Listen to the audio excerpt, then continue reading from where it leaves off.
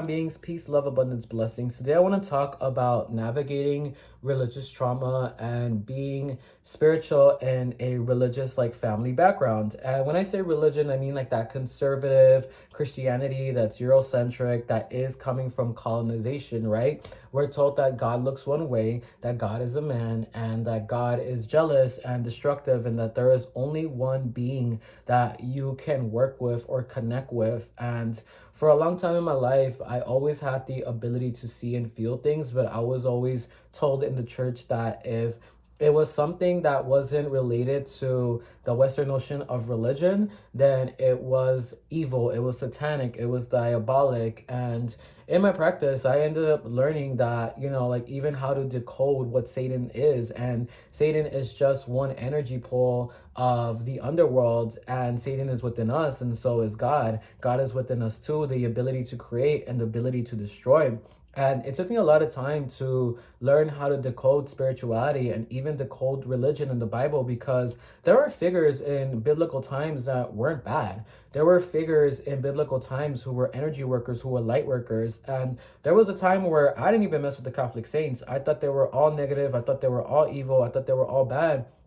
And it wasn't until I started connecting with some of the saints, such as Saint Lazarus, who's the healer of the sick, or Saint Clare, who is a healer of purification, that I learned that these were light workers who grew up during times where the church was being assembled. And in the church is also the goddess. The goddess is hidden in the church, and that is the Mother Mary. That is Mary Magdalene. That is La Virgen de Guadalupe. That is the Black Madonna. So there are so much hidden messages, hidden secrets, hidden meanings in religion. And the Bible is not necessarily good or bad. It is just something that has been rewritten, rechanged, repurposed, rewired, refractured, restructured to be patriarchal, to be colonial. But if you are able to have the lens to decode the Bible, you can understand that the book of Psalms, for example, is a book of sorcery. And when we look at Yeshua, who is Jesus, whose story unfortunately became appropriated,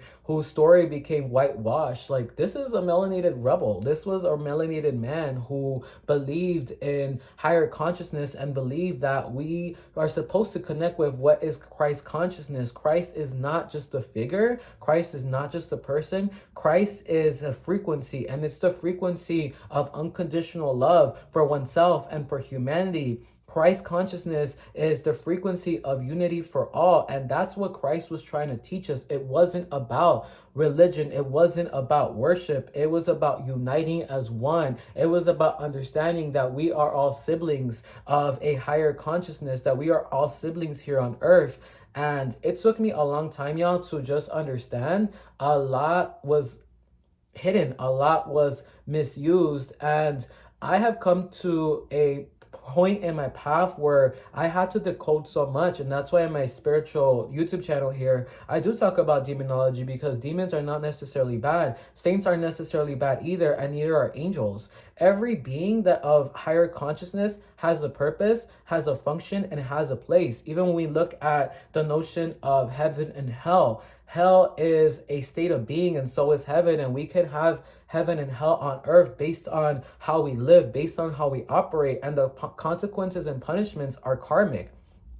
Everything is really symbolic, and you really have to take the time to decode things. But there was a point in my life, y'all, where I used to just have a lot of religious upsetness. I used to be really angry, and I feel like the older I get, the more I understand things, and the more I also let go of things.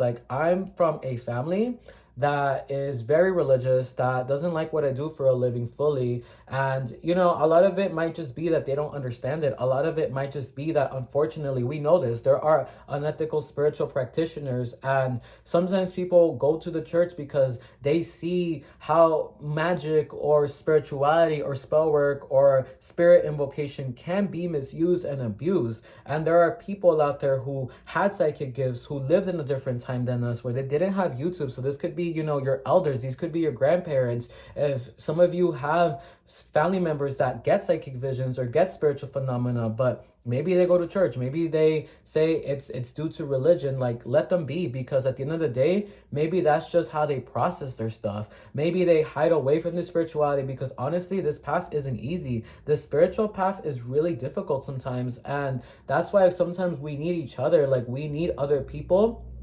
who understand this. And honestly, when I first made my YouTube channel, I was in a point in my life where I was just like, I don't understand why I could connect to so much. I don't understand why I could see so much and feel so much, but I'm just gonna create content because I feel like there are other people out there like me who can see the same stuff, who are connecting with the same spirit guides, who are getting similar spiritual downloads. And it's because we are all here for some dynamic purpose, and it's to reshape what spirituality is, to reshape what faith is, to reshape how life can be. And we're here to pass down certain ethics and values. So I've come to the point where I have to understand that some people are not going to like my spirituality. And one thing I've learned, even when I've connected to demonolatry, is that these spirits of the Goetia or these underworld spirits, they don't care that they're seen as bad. And they've taught me, like, you cannot hold the opinions of others too seriously. And they told me to get out of this victim mindset of, you know what, some people aren't going to understand what I do. Some people aren't going to understand my spirituality. And that's okay, because I'm not here to be understood by everybody. I'm only here to speak my truth, and only those who are going to resonate with it are going to resonate with it.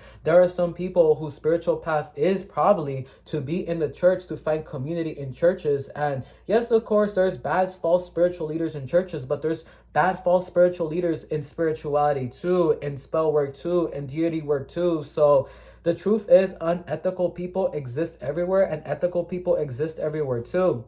And I don't know, there was a point in my life where I was just like, well, even if I just talk about my personal life, right? Like, I'm queer, like I'm LGBT, right? And I was like, oh, well, all religious people are going to be homophobic. And I found in my path that that's not always true. I found in my path that some people surrender some of the notions that were taught in church and realize, like, yo, like, I'm going to act the way that Christ consciousness told me to act, which is with unconditional love. Now, these people are rare, right? But so are ethical spiritual practitioners. Like, fake people exist everywhere, y'all. They exist in religion, they exist in atheism, they exist in spirituality. And I've had to learn how to just meet people where they're at and how to take things with a grain of salt, all right? Because that is true spirituality. That is true spirituality, is to just understand that everybody has a piece of the puzzle. Everybody's connected to some form of higher consciousness, and all forms of higher consciousness are just bridges to source, are bridges to the divine, and all paths lead home. So maybe your path is meditation. Maybe some other person's path is deity work. Maybe somebody else's path is yoga. Maybe somebody else's path is prayer and gospel. At the end of the day, so long as you treat me right, I'm cool with you. That's all. And what spirituality has taught me is that any validation I need has to be within me. Any sort of support that I need has to be within me. Any type of love that I need has to be within me. There was a long time in my path where I used to be really angry. I used to be like, I wish I had more accepting birth family. But you know what? Spirit accepts me. You know what? My ancestors accept me. You know what? My guides accept me. My YouTube community here accepts me. I have friends and family who accept me. I have clients who are so freaking grateful for the work that I do for them. And I've had to learn, wherever there is a void, the universe or source or the higher conscious realms are going to fill it up with an alternative that fills that heart centered void or that heart chakra void. All right. So if you're somebody right now where you might be dealing with like any type of religious family that doesn't understand your spirituality, and you might even have to hide it, just know it's not forever. And know that the more you are in your truth, the more your vibration is going to bring people of a same conscious wavelength. If you're somebody who believes in manifestation, eventually you're going to attract people who also believe in that. So if right now you're alone in your spirituality, I was once there and now I'm not. I was once there where I just felt so afraid. I had to hide my spirituality. And now I'm so open with it. Now this is my full-time gig. And that took a lot of me just having to have self-acceptance for the work that I do. Me having to have self-acceptance that my path was going to be unique. My path was going to look very woo-woo and abstract and just like paranormal to some people, but my path is chill. And it's because I'm chill. So I've just had to learn that, how do I say this? I don't need acceptance from anybody but myself. And if you live somewhere like where I do, I live in the United States, right? And you live somewhere where your country or the space that you're in allows you the freedom of your spirituality, the freedom of your religion, you should already consider that a blessing. Try not to focus so much on the fact that maybe your family disapproves of you. Try to focus on the blessing that you live in a time where you're able to go on YouTube and spiritually connect with other people like you. You're able to be on social media and learn so much information. We're in the age of information where so much that has been hidden is now accessible, all right? And I'm gonna be honest, like, just because somebody has the same belief system as you, maybe somebody also connects with deities, or somebody practices the same spirituality that you do, that doesn't necessarily mean that they're ethical. That doesn't mean that they have the same values and morals as you. And I've had to learn the hard way that there are other practitioners out there that are not on my wavelength, that like the same stuff that I do, but their heart is in a different place than mine. So I've had to learn that what might look like community isn't always going to look like community. And maybe the people who are going to accept me are going to be people who I never thought would accept me.